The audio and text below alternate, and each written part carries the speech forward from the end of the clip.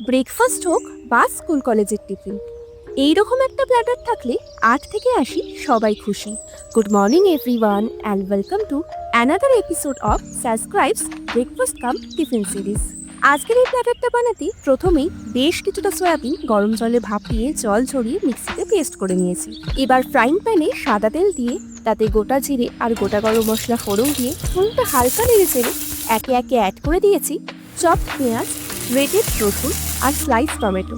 স্বাদ মতো নুন দিয়ে সবটা ভালো করে নেড়ে চেড়ে টমেটোটা নরম হয়ে আসলে হলুদ গুঁড়ো আর লঙ্কা গুঁড়ো দিয়ে মশলাটা ভালো করে রান্না করে নিয়েছি। এবার গ্রেটেড সয়াবিনটা অ্যাড করে মশলার সাথে ভালো করে মিশিয়ে গরম মশলা গুঁড়ো উপর থেকে একটু ছড়িয়ে দিয়েছি।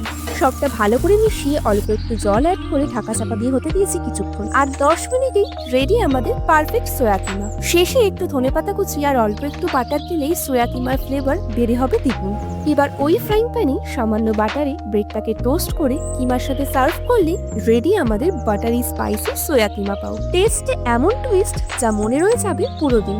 আর তখনই আপনি বলে উঠবেন, এটাই তো আসল magic. Try it today and subscribe for more delicious recipes.